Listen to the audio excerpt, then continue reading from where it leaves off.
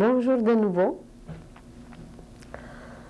Avec notre thème « Connais-toi toi-même », nous arrivons à une conclusion que si l'homme se connaissait aujourd'hui, qu'il pourrait arranger la vie sur la terre d'une façon merveilleuse. Et c'est seulement la connaissance des lois naturelles, qu'on appelle aujourd'hui universelles, qui ont une correspondance absolue dans l'homme, qui se reflètent dans l'homme et qui régissent sa vie. Seulement cette connaissance des lois nous permettra tout améliorer, tout changer, de nous changer nous-mêmes et d'arranger la terre entière en un jardin superbe. Mais si nous ne connaissons pas quelques-unes de ces lois universelles, naturelles, qui se manifestent même à travers la nature, nous ne pourrons rien arranger. Et regardons comment la science, comment la médecine, qui ont fait quand même un progrès spectaculaire, comment de l'autre côté, là où il s'agit de la vie, là où il s'agit d'installer le vrai courant de la vie, ils sont complètement impuissants et ils ne peuvent rien faire. Alors quand l'homme va se décider de connaître ces lois, de les apprendre, de les appliquer, surtout de les appliquer, alors là, tout va changer et il se transformera lui-même et il transformera la terre entière. Une de ces lois qui existe depuis toujours s'appelle la loi de la vie. D'après cette loi de la vie, l'âme, qui est la détentrice de la vie même, d'un courant de la vie, elle se tisse les corps, elle se tisse les vêtements, et à travers ces vêtements, elle va expérimenter dans l'école de la matière. Et en sachant qu'à travers ces vêtements, qu'à travers nos corps, c'est l'âme qui se manifeste, c'est l'âme qu'il faut respecter, c'est l'âme qui est celle qui connaît tout, en sachant seulement cela, nous allons nous opposer beaucoup moins. Nous allons nous révolter beaucoup moins, car nous allons nous dire, elle, la sage, elle sait mieux que nous quoi faire. C'est elle qui a tout choisi et c'est elle qui sait qu'est-ce que nous devons apprendre et surtout de quelle façon. Parce que souvent, nous voulons apprendre, mais nous voulons entretenir les anciennes façons, les anciennes méthodes qui ne sont plus valables pour nous aujourd'hui. Alors, en respectant seulement la loi de la vie, l'homme pourra tout transformer. Regardez comment se comporte aujourd'hui la mer. Évidemment et heureusement, pas toutes les mers.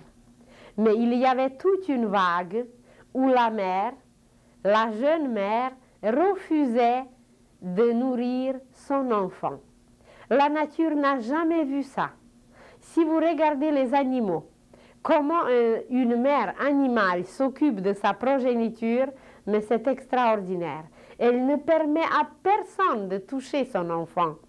Et évidemment, le nourrir, c'est l'essentiel, jusqu'à ce que l'enfant va devenir autonome.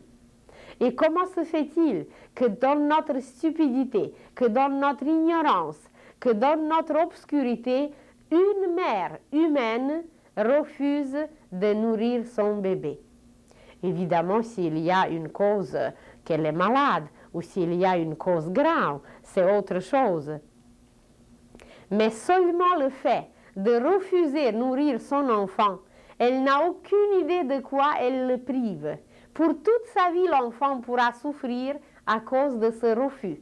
Parce que la première des choses que l'enfant reçoit, c'est l'amour de la terre. Il va se sentir bien sur la terre s'il a bu l'eau, ça veut dire le jus, le lait de sa mère. Il va être bien partout, il va s'adapter facilement à tout, mais si on lui a refusé, et par quelle raison? Moi, je suis sûre et certaine qu'aucune mère n'a une raison valable de refuser le lait à son enfant. Ça, c'est un aspect. Maintenant, si vous regardez comment nous sommes prêts à accueillir la vie. Qu'est-ce que ça veut dire accueillir la vie? Ça veut dire accueillir une âme qui a décidé de descendre dans cette école de la matière et d'y évoluer. D'où est-ce que ça vient? D'où est-ce que la femme a inventé de refuser une âme? C'est absolument contre la nature de refuser une âme, de ne pas lui donner la possibilité d'évoluer. C'est contre toutes les lois de l'amour. Et nous, dans notre monde civilisé, la première des choses que la femme se détruit par les pilules anticonceptionnelles, déjà la science commence à découvrir qu'est-ce que ça dérange, qu'est-ce que ça bloque, qu'est-ce que ça détruit dans le corps de la femme. Et vous pouvez regarder les statistiques, mais elles ne sont pas permises pour tout le monde. Ils ne montrent pas les statistiques à tout le monde, comment le corps de la femme se détruit seulement par cette introduction chimique dans son organisme. Et maintenant, déjà quand l'enfant est en train de bâtir son corps, quand l'âme a préparé déjà le corps mental, quand l'âme a préparé déjà le corps sentimental, quand l'âme a préparé déjà le moule éthérique avec les forces dedans, et quand elle a déjà déposé ce moule dans l'utérus de la mère tout d'un coup, par quelle raison, ça c'est à analyser dans chaque cas, la mère tout d'un coup refuse cette âme et elle veut l'expulser. Mais quel amour cette femme est capable de donner et à qui si elle n'accepte pas son propre enfant? Et quelle raison elle a pour refuser une âme? Qui lui a donné ce droit de refuser une âme? Et il y a toute la bataille maintenant dans les pays civilisés, ceux qui sont pour l'avortement et ceux qui sont contre l'avortement. Eh bien, ils peuvent se batailler autant qu'ils voudront. Mais ça ne va rien résoudre jusqu'à ce que la femme ne comprendra pas qu'est-ce qu'est la loi de la vie et qu'est-ce qu'est de refuser une âme qui est déjà descendue dans son corps. C'est pas extérieur. L'âme a dû accomplir tout un travail et elle, par une décision stupide, par une décision même pas animale. C'est pire qu'animal parce que les animaux ne le font pas. Si la nature décide, si les seigneurs de la destinée décident de retirer cette âme, ça va se produire naturellement sans provoquer. Mais à quoi on est arrivé? Et on veut maintenant parler de l'amour et on veut maintenant parler de la paix sur la terre. Alors à qui il faut parler avant tout? Aux femmes. Parce que c'est la femme qui possède la clé de la formation de la matière. Et c'est la femme qui va transformer le monde. C'est la femme qui va créer avant tout la 6e race. Et c'est aux femmes qu'il faut parler. Et c'est la femme qui va aussi influencer l'homme. Évidemment, l'homme a sa place, l'homme a son travail de préparer les choses, d'apporter les choses, de féconder la femme, mais pas dans la situation d'aujourd'hui où l'un et l'autre se combattent et où elle refuse la vie. Et ça n'a jamais été vu, ça n'a jamais existé, même pas chez les animaux. Alors où est-ce qu'on est descendu? Dans quelle sorte d'enfer où la femme intelligente, éduquée, évoluée, émancipée refuse la loi de la vie? L'âme qui est déjà qui a placé déjà ses tissus subtils dans son corps, elle refuse de tisser. Eh bien, elle subira des conséquences. J'en connais déjà des cas où les conséquences sont catastrophiques. Et toutes celles qui continuent dans cette direction, elles subiront des conséquences.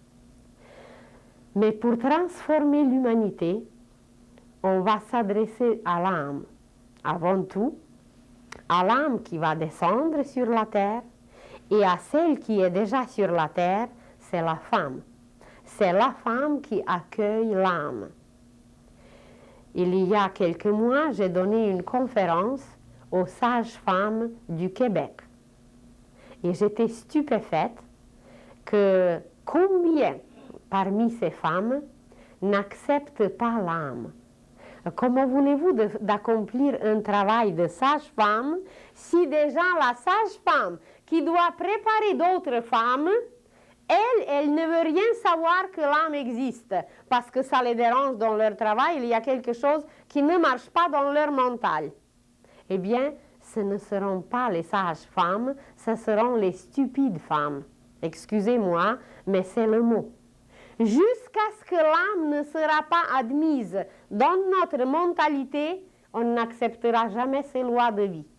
Et on va dégringoler et on va mener l'humanité vers l'extermination et on va mettre au monde des monstres.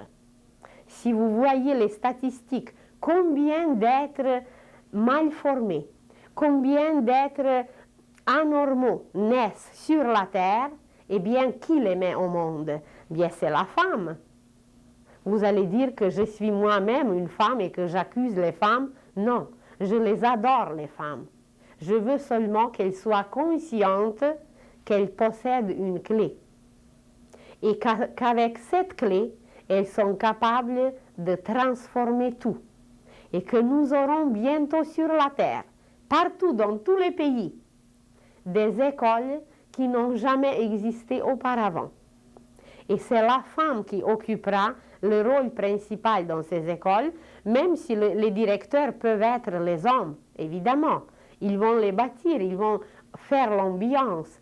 Mais le rôle principal de la femme sera enseigner comment la vie descend sur la terre, comment la vie doit être accueillie, comment la vie doit être formée, modélée par la femme.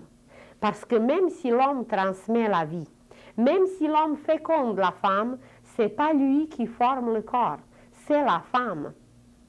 Et j'aimerais seulement qu'elle en prenne conscience et qu'elle sache qu'elle possède un moyen le plus puissant dans l'univers, c'est la clé de former un être humain. Mais elle n'est même pas consciente de quelle richesse il s'agit, de quelle valeur il s'agit et qu'elle a dans ses mains, dans son corps. Alors nous aurons ces écoles. Et dans ces écoles, il y aura une éducation spéciale. Vous allez dire, on a déjà des écoles et c'est partout l'éducation. Ça c'est vrai, on a beaucoup d'écoles, mais on n'a pas d'éducation. On a l'instruction, mais ce n'est pas l'éducation. On instruit énormément et on sait énormément, mais on n'applique rien et on n'améliore rien. Mais ce qu'on apprendra, c'est que la femme, par son exemple, elle va non seulement éduquer les enfants qui sont déjà là, les enfants qui arrivent à l'âge scolaire. Ça, c'est déjà trop tard de commencer l'éducation avec des enfants de 7, de 6, de 8 ans. Ce que la femme va faire, c'est qu'on va installer pour les femmes des institutions, des écoles de l'éducation prénatale.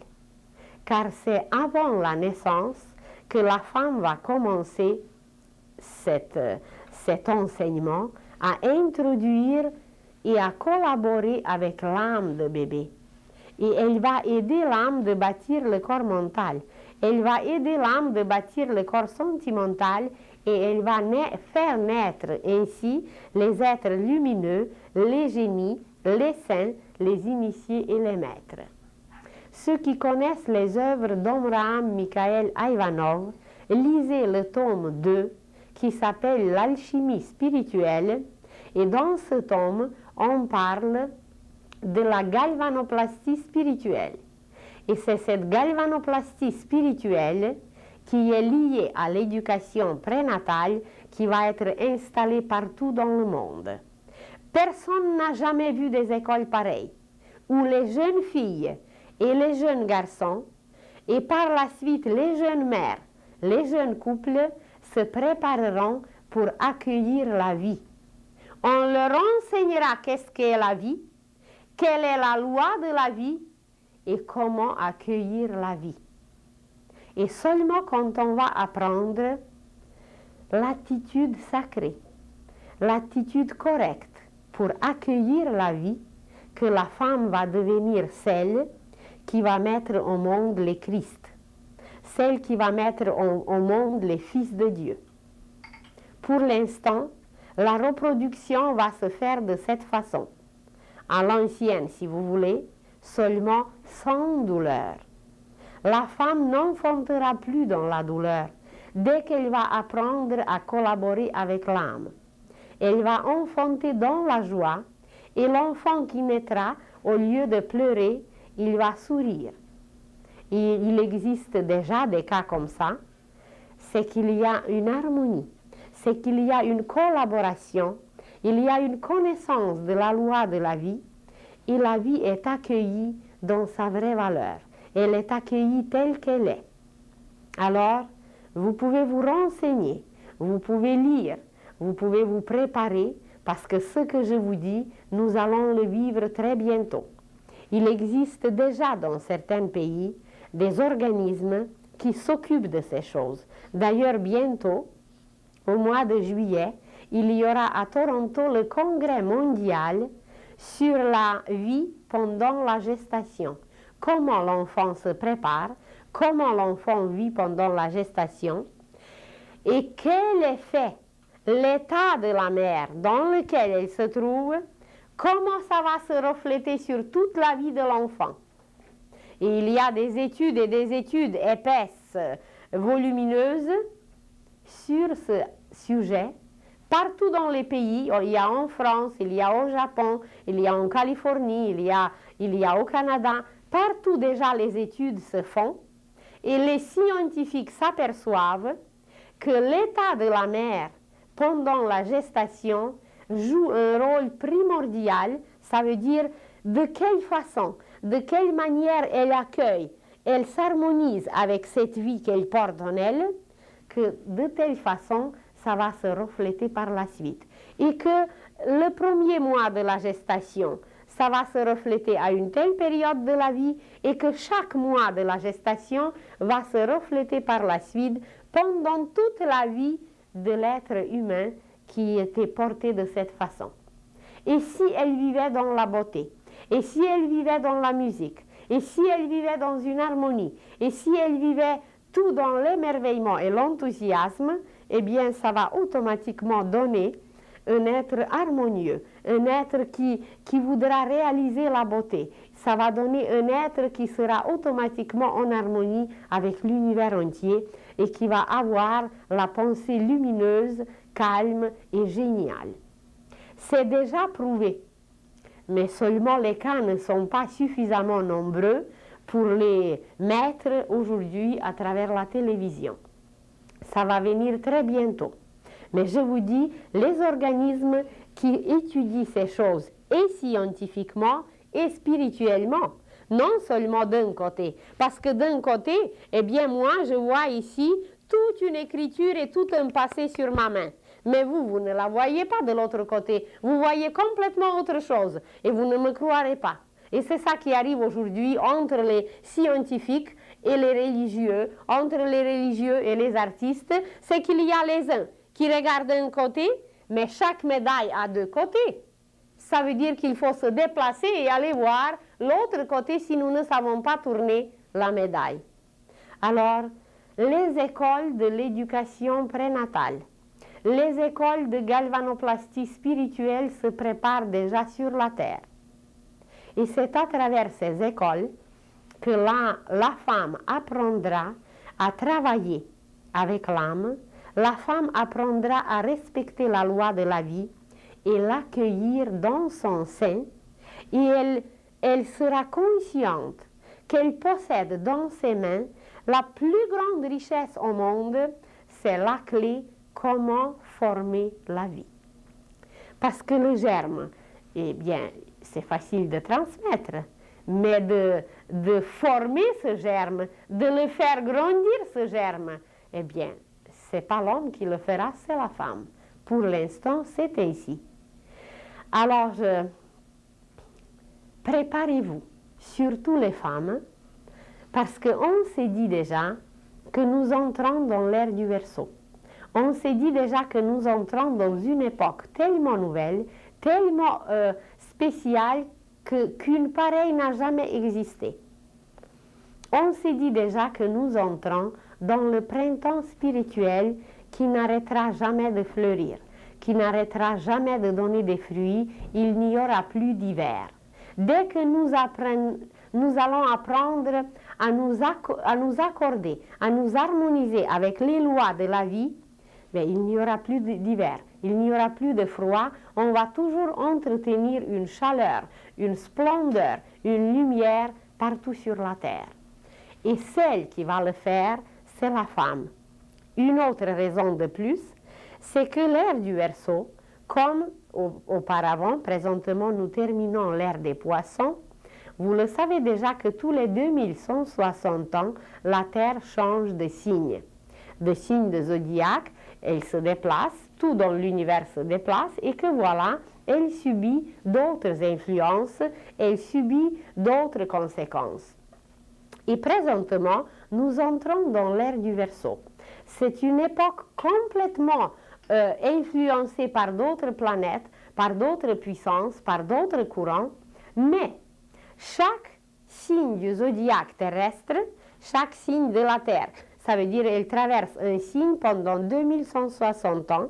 Chacun de ces signes est partagé en lui-même à 3 parties. Et ces 3 parties manifestent de nouveau tout à fait d'autres qualités et tout à fait d'autres vertus à travers la Terre, à travers l'humanité.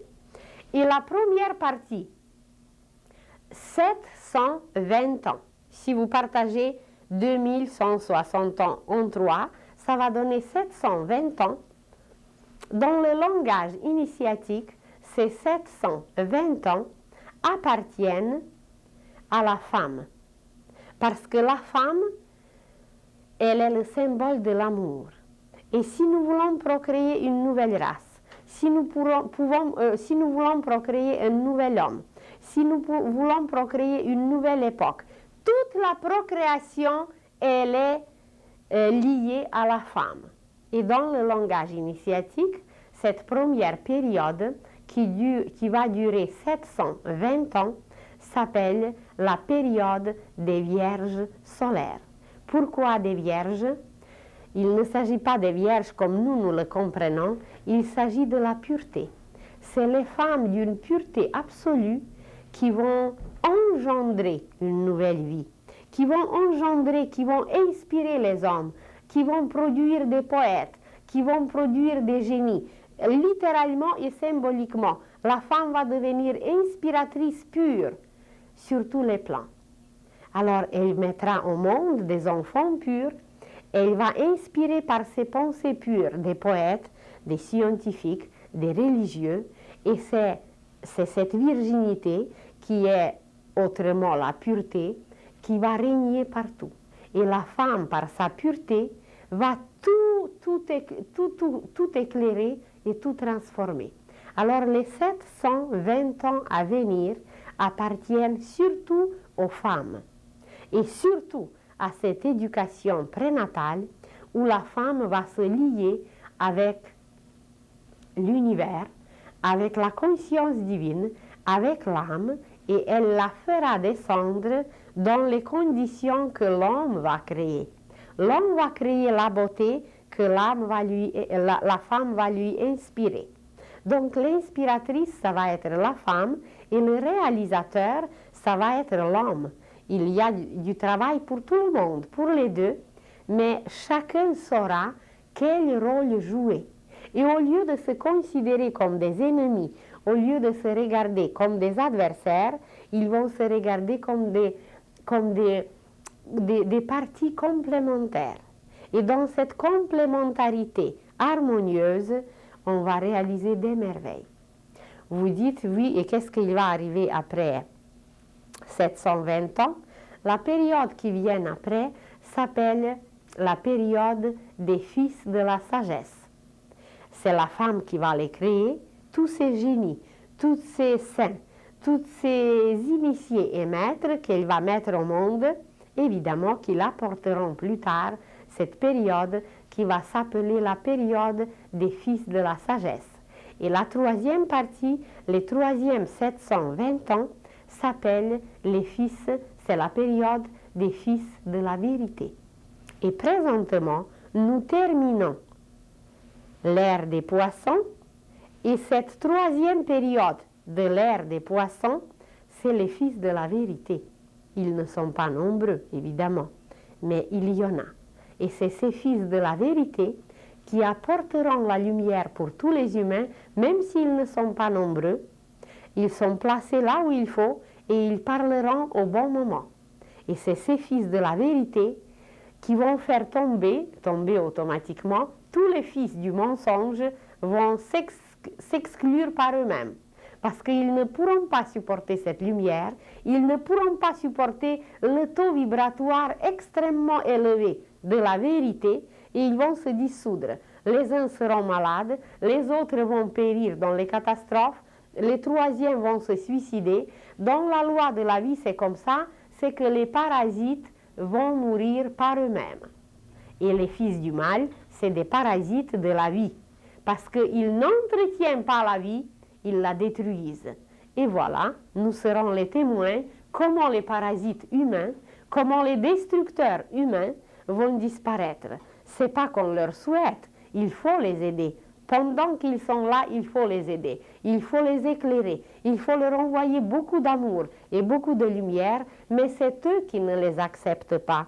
Ils ne veulent pas aimer, ils ne veulent pas être aimés, ils ne veulent pas la lumière et ils ne veulent pas être éclairés. Alors, même si on les adore, même si on les considère comme des enfants désobéissants, eh bien, il n'y aura rien à faire. Dans la loi de la vie, eux-mêmes vont s'exclure à cause de leur faiblesse, à cause de leur obscurité, à cause de leur inconscience.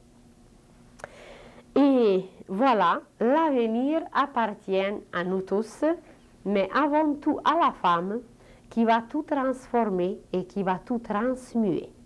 Et c'est pour ça qu'il y aura des écoles pour les jeunes filles où elles vont apprendre, par exemple, à qui on peut donner son corps et à qui on ne peut pas donner son corps. Elle va être instruite d'une telle façon qu'elle pourra reconnaître un voyou ou un criminel. Il pourra comparer selon son aura, selon ses pensées, selon ses mains seulement, selon ses yeux. Elle va reconnaître quelqu'un qui est criminel et quelqu'un qui est pur. Et elle va apprendre qu'il existe une loi pour des filles qui s'appelle la loi de la première pénétration. Que cette loi, elle la porte par la suite en elle-même. Si elle la connaît, cette loi, c'est qu'elle va se laisser pénétrer par la lumière, par la pureté, et évidemment, elle va procréer des merveilles.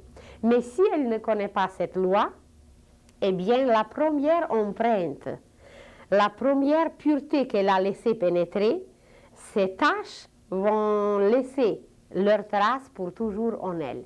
Et même par la suite, si elle aimerait se débarrasser de ces taches ne sont pas très faciles à enlever. Vous savez comment ça marche avec le vêtement. Si vous avez taché quelque chose et si vous n'enlevez pas la tache, mais immédiatement, et même si c'est immédiatement, il y a des fois les traces. Alors, les filles, avant tout, avant de devenir des mères, avant de vouloir transmettre la vie, former la vie, les filles vont apprendre certaines lois, certains comportements, comment se comporter envers un garçon, qu'est-ce qu'il y a à recevoir, qu'est-ce qu'elle a à lui donner, et à travers ces échanges divins, eh bien la fille va s'épanouir et elle mettra au monde des divinités. Évidemment, pour y arriver, il y a encore du travail à faire. Il y a encore certaines choses à purifier, à clarifier, à changer dans notre mental, mais on y arrivera parce que c'est déjà là, ces écoles sont déjà en formation.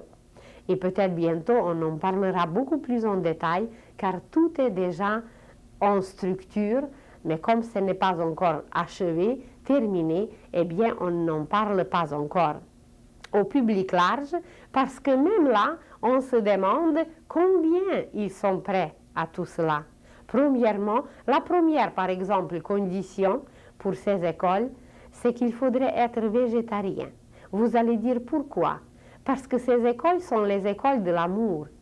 Et le carnivorisme nous entretient dans la loi de la violence. Comment voulez-vous aller dans une école de l'amour et qu'est-ce que vous croyez qu'on pourrait apprendre dans une école de l'amour si nos cellules sont imprégnées par la loi de la violence? Si nous absorbons la violence, si nous absorbons tous les sentiments que l'animal qu'on a mangé a possédé. Il a possédé la cruauté, il a possédé la peur, il a possédé toute la haine envers les humains qui veulent le tuer. Et nous avons absorbé tout cela. Et comment voulez-vous maintenant apprendre l'amour si on a l'agressivité, la haine, la peur, la cruauté dans nos propres cellules? Alors quand on va les libérer, nos cellules, de tout cela, eh bien dans ce cas, peut-être on sera un peu plus près, on sera un peu plus disposé d'apprendre les choses divines, les connaissances divines dans une école de l'amour. Et par la suite, évidemment, il y aura un travail avec les enfants, même avec les enfants qui sont déjà là. On aura des écoles avec un contenu initiatique. On aura des écoles que les parents vont s'émerveiller avant les enfants, parce que c'est un contenu tellement inhabituel et tellement merveilleux qu'on sera complètement bouche bée devant la splendeur, devant les merveilles qu'on peut donner aux enfants. Et je vous le dis, c'est déjà en préparation. Mais ça prendrait aussi des enfants, évidemment avec les parents qui consentent, qui ont leur consentement pour cette façon d'éduquer, pour cette façon de donner aux enfants.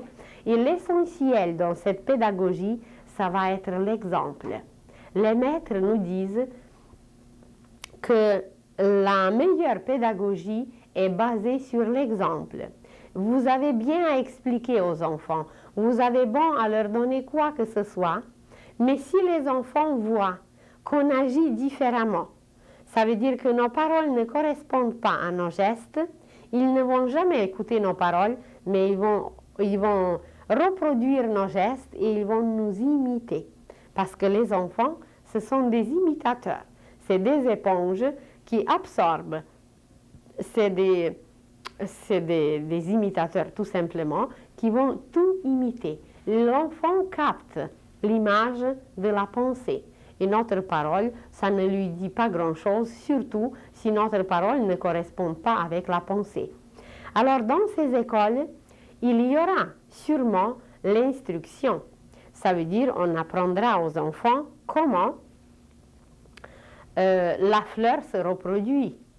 Et aujourd'hui, il y a toute une explosion avec la sexualité. Et dans les écoles, et au cinéma, et partout dans la vie où vous allez, on veut absolument apprendre aux enfants les choses qui ne sont peut-être pas pour les enfants.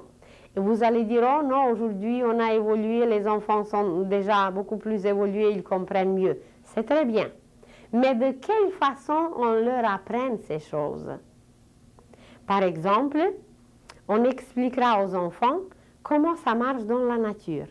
Et l'enfant ne sera jamais repugné. L'enfant ne sera jamais scandalisé. Parce que la fleur, c'est les organes sexuels de la plante. Mais on n'apprend pas aux enfants aujourd'hui d'admirer cette merveille. C'est toute une merveille, une rose. Et tout ce que la plante donne à travers sa fleur, mais c'est la reproduction, elle se reproduit à travers. Mais on n'a pas trouvé encore cette comparaison. On n'apprend pas aux enfants selon la nature, comment ça marche dans la nature. Et alors, avec une toute petite connaissance de la nature, on pourra apprendre aux enfants les plus grandes lois de la vie. Mais ça va être le contenu des écoles futures. Qu'est-ce qu'on apprend aux enfants aujourd'hui? Eh bien, comment se tuer, comment manipuler avec des pistolets, avec des armes. Ça fait pas longtemps, je vous ai raconté l'exemple qu'il y avait une boîte pour les cadeaux avant Noël ici à Grimby, il y a 1 an et demi. Et je m'approche de la boîte, j'étais tout émerveillée que quelle idée d'aider les enfants pauvres. C'était marqué et je regarde dans la boîte un seul pistolet comme jouet. Alors voilà avec quoi on veut éduquer les enfants et qu'est-ce qu'on veut leur apprendre. Donc la 6e race, L'humanité future dépendra de nous, mais surtout de la femme. Et le rôle de la femme est immense. Et avant qu'elle apprenne toutes ces lois naturelles, toutes ces lois universelles, elle apprendra à se connaître elle-même. Elle apprendra pourquoi elle est liée à la Lune. Elle apprendra comment elle est liée à la Lune. Et qu'elle-même intérieurement passe par ses lunes intérieures. Et que son mois, le mois de la femme, le mois MOIS, comme on a 12 mois de l'année, le mois lunaire de la femme est partagé en 4 saisons, exactement comme nous vivons 4 saisons dans la nature. Elle vit en un mois ces 4 saisons. Et pendant le premier mois, la femme, elle est toute épanouie, elle est toute bien. Quand l'ovule est en formation, quand la vie se forme en elle, quand la vie bourgeonne en elle, eh bien, elle vit son printemps. Et vous allez voir la femme toute émerveillée, la femme toute resplendissante, qui est exactement comparable au printemps.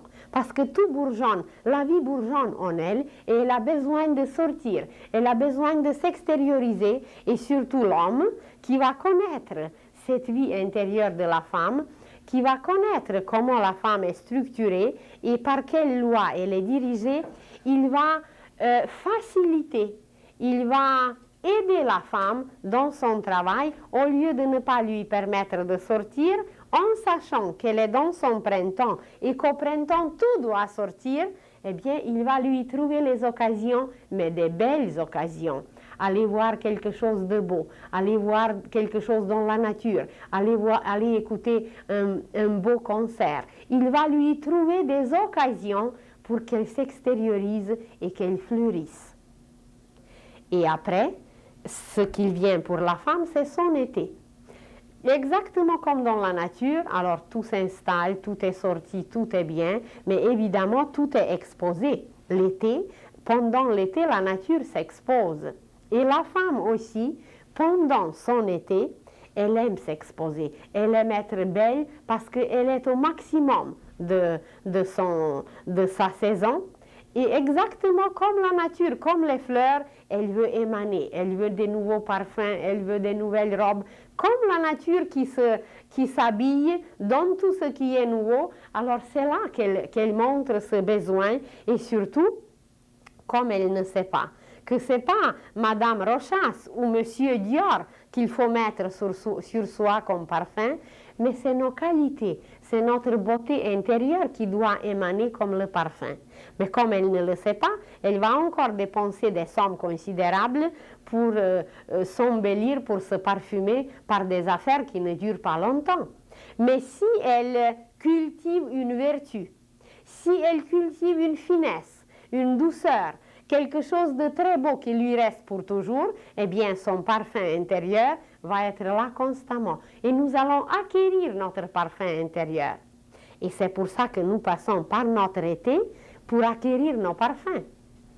Et que voilà, l'ovule est formé, elle est prête à recevoir la vie. Ça veut dire que la femme a passé son point culminant, elle a passé par son été, et si l'ovule a rencontré une autre particule de la vie, là tout est bien, c'est la gestation qui commence. Mais supposez que l'ovule n'a pas rencontré cette autre particule et que la femme ne peut pas faire son travail naturel, ça veut dire former un enfant. Alors qu'est-ce qu'il arrive dans son corps, dans toutes ses fibres, dans toutes ses cellules? Ce qui va arriver, c'est que c'est un découragement.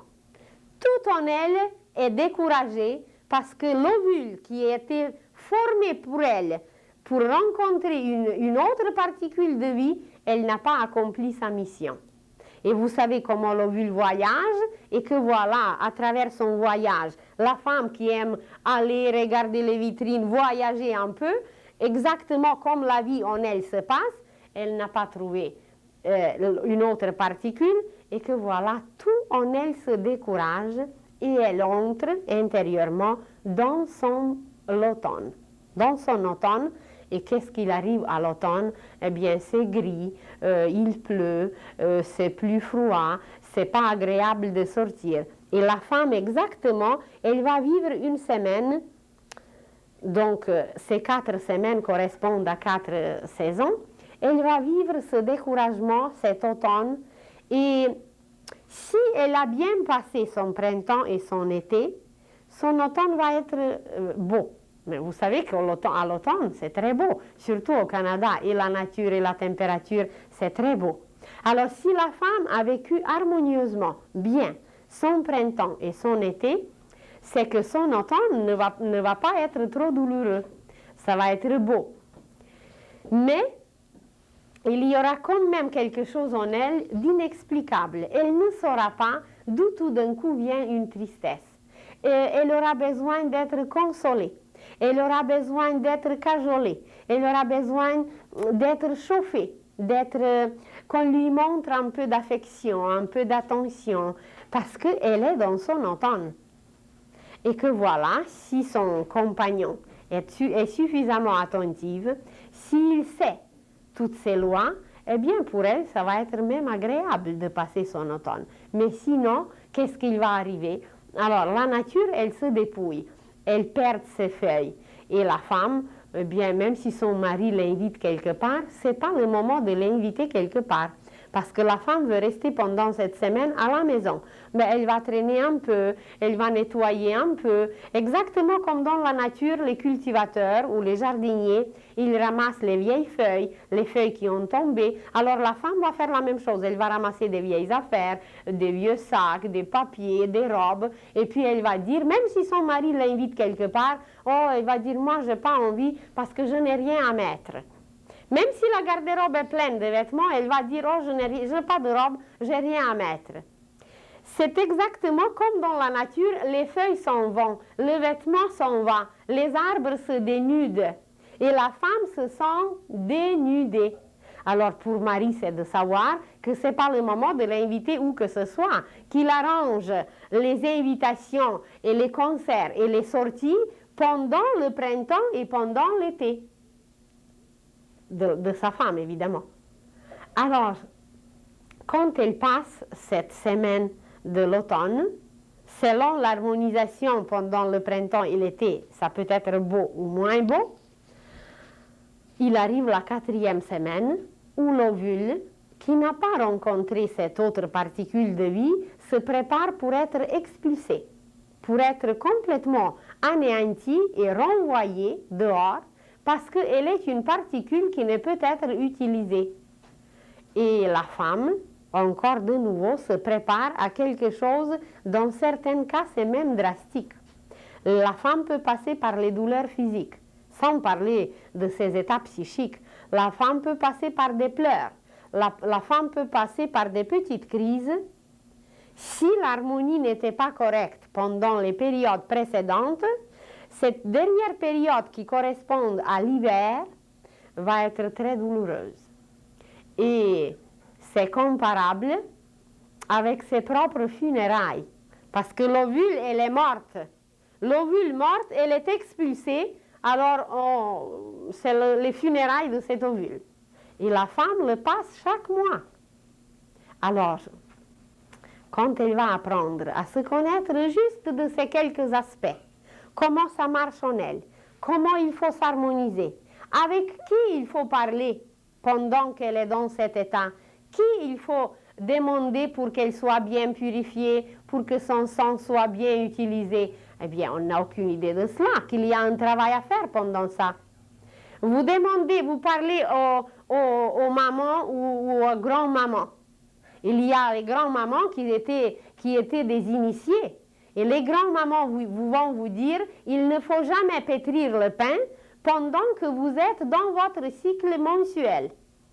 Parce qu'il se peut que le pain ne va pas lever. Il ne faut jamais faire la mayonnaise parce que votre mayonnaise peut tourner. Et oui, ce sont des faits que les grands-mamans connaissaient, mais que les jeunes filles d'aujourd'hui ne se soucient pas trop de cela. Pourquoi? Parce que nous sommes habités, nous sommes visités par des entités qui viennent se nourrir de notre sang, qui attendent, parce que le sang c'est un sucre particulier, qui attendent certaines choses de nous. Et si on était bien harmonieuse, tout va aller bien et on va attirer des êtres lumineux. Mais si on n'était pas correct, eh bien, on va attirer des clochards du monde astral. Et ce n'est pas agréable toujours leur visite.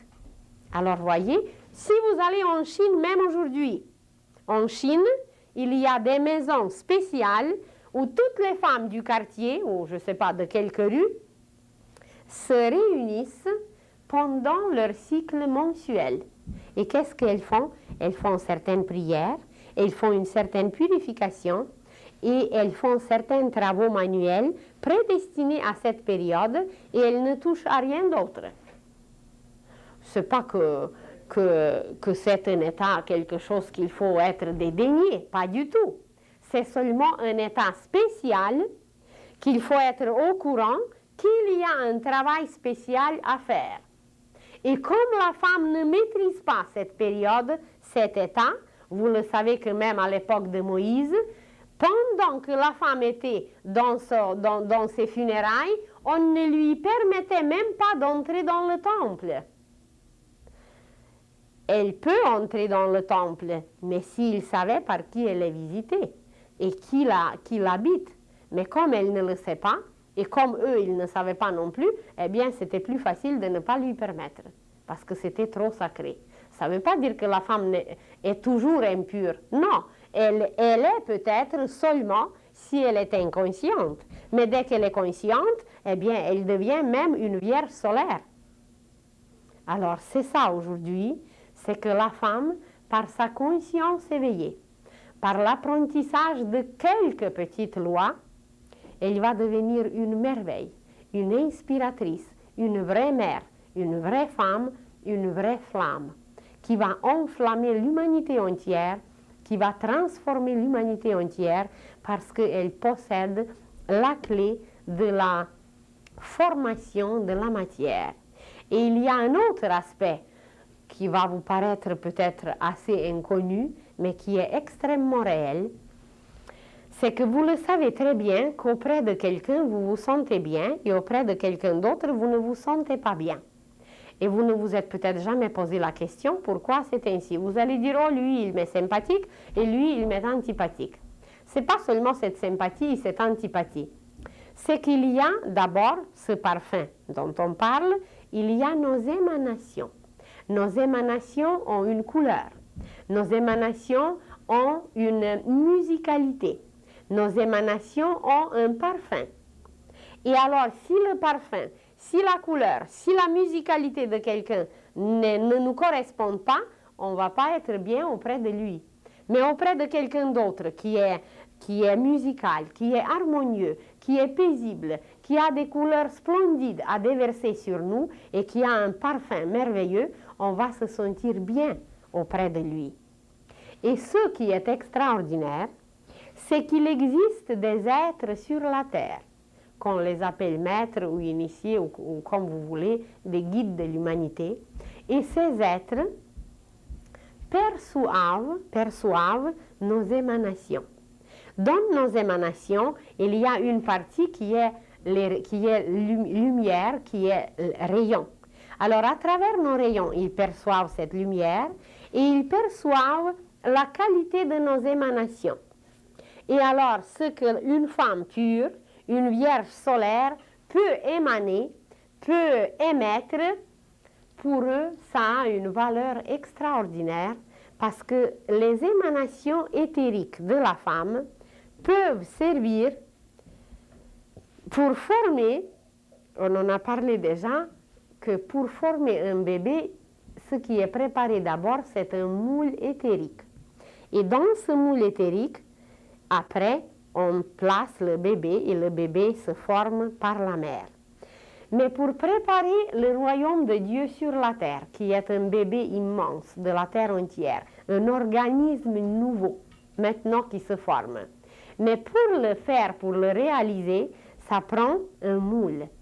Et pour former ce moule, ça prend des émanations pures, des femmes pures, des femmes sincères, des femmes qui sont tout amour.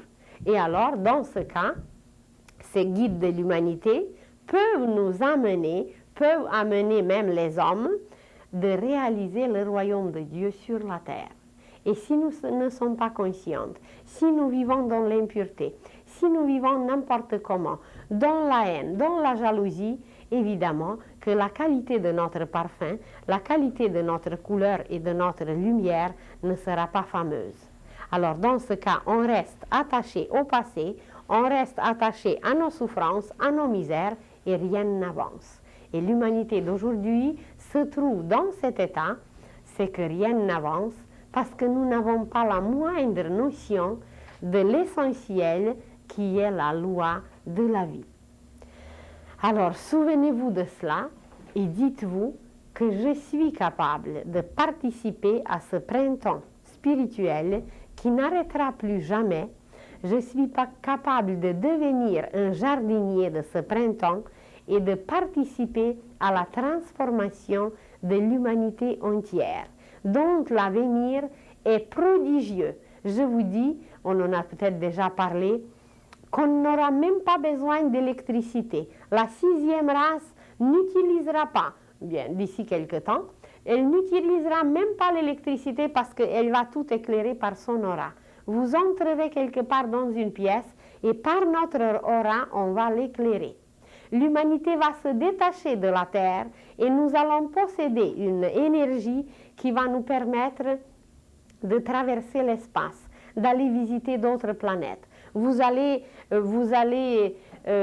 quelque chose à dire à quelqu'un d'autre, eh bien, vous allez vous dématérialiser ici et vous matérialiser ailleurs. Vous voulez écrire une lettre à quelqu'un, eh bien, vous allez la matérialiser par votre pensée là où vous voulez l'envoyer. Vous n'aurez pas besoin de l'écrire, juste par la pensée, vous allez la matérialiser ailleurs si ça va être votre désir. Vous pourrez encore transmettre la pensée différemment, mais ça va être peut-être une des façons. Et vous allez dire quand ça va venir. Mais ça dépend de nous. Ça peut venir déjà demain, si nous avons déjà fait ce travail de purification, de préparation, ça peut devenir déjà demain. Il y a déjà des êtres sur la Terre qui voyagent à travers l'espace. Il y a des êtres qui sont clairvoyants, mais pas ce clairvoyant qui vous dévoile l'astral bas, qui vous dévoile toutes les catastrophes, mais des vrais clairvoyants qui vont puiser dans les archives universelles et qui vont vous dévoiler n'importe quoi, évidemment si on est prêt. Si on n'est pas prêt, ils ne nous dévoileront rien. Alors tout cela, ce n'est pas un rêve, ce n'est pas une science-fiction, ce n'est pas quelque chose d'utopique qui ne se réalisera jamais, mais ça existe déjà sur la Terre. Et nous, les représentants de la 5e race, c'est à nous de préparer les conditions pour se transformer nous-mêmes en 6e. Parce que la 6e race, c'est très facile de les caractériser. La 6e race, c'est celle qui va donner, et la 5e race, c'est celle qui prend. Alors, tournez-vous autour de vous, regardez bien autour de vous, et partout où vous allez trouver quelqu'un qui donne, par la pensée, par l'amour, par le geste, par sa générosité, c'est qu'il est déjà dans la 6e race, au moins en partie. Par le geste de donner, nous entrons, on fait des pas pour entrer dans la 6e race. Et par le geste de prendre, nous restons dans la 5e race.